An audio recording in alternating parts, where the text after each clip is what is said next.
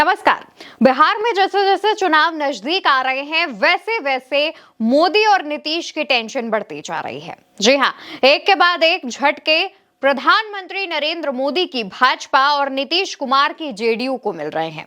अब एक ऐसा ही बड़ा बयान दिया है सुशील मोदी, जो कि एक वक्त पर भाजपा के डिप्टी सीएम रहे थे, उनकी पत्नी जेसी जॉर्ज मोदी ने। सुशील कुमार मोदी की 13 मई को पहली पुण्यतिथि थी। उस अवसर पर जेसी जॉर्ज मोदी, जो कि सुशील कुमार मोदी की पत्नी है, उन्होंने एक बड़ा ऐलान कर दिया और उन्होंने चुनाव लड़ने की घोषणा भी कर दी।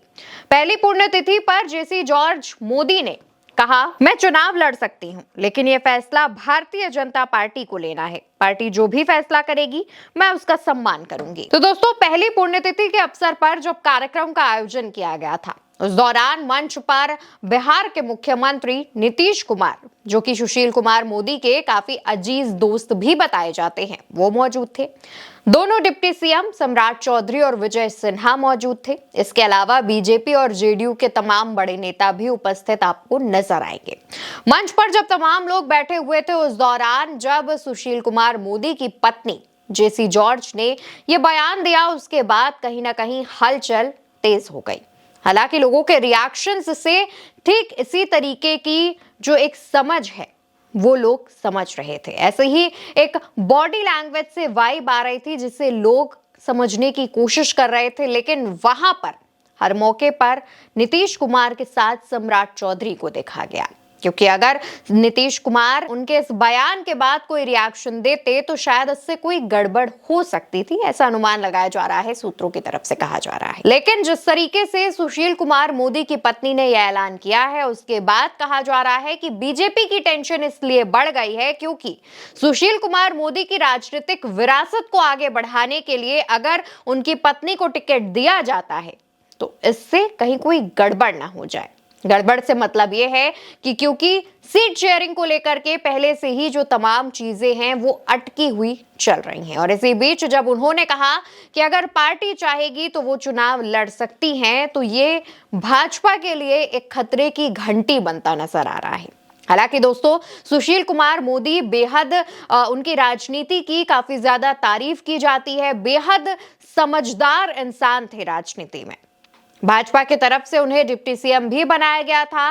नीतीश कुमार के काफी अजीज दोस्त बताए जाते हैं और कहा यह भी जाता है कि नीतीश कुमार जो एनडीए के साथ आए, उसके पीछे की एक बड़ी वजह सुशील कुमार मोदी थे। इसके बाद जब बिहार से सुशील कुमार मोदी को हटा करके उन्हें राज्यसभा भेजा गया, तो उसके बाद जब नीतीश ने पलटी मारी थी यानी 2022 में, तो ये सुशील कुमार मोदी के बिहार से जाने की वजह से ही नीतीश कुमार ने एनडीए को झटका दिया था।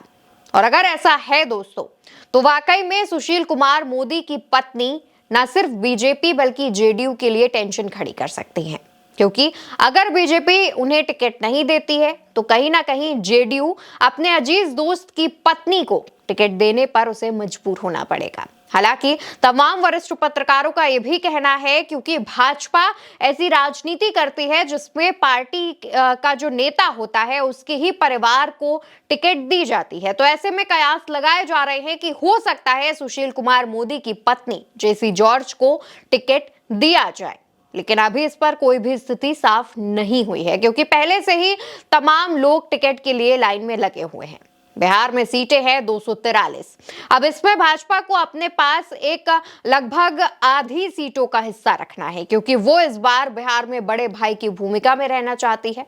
इसके अलावा जेडीयू, जीतन राम मांझी, जितेंद्र कुशवाहा, चिराग पासवान और इसके अलावा तमाम छोटे छोटे दल हैं जिन्हें सीटें देनी है। उनके मन मुताबिक सीटें देकर उन्हें संतुष्ट करना है, क्योंकि अगर ऐसा नहीं हुआ तो ये दल टूटकर महागठबंधन में शामिल हो जाएंगे, जो भाजपा कतई नहीं चाहती है।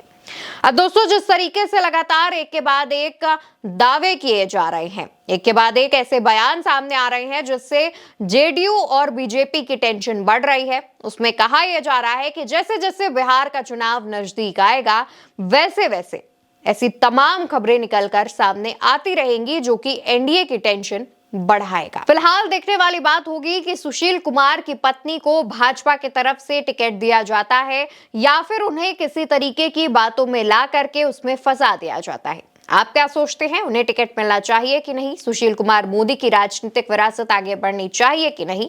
कमेंट सेक्शन में बताइए।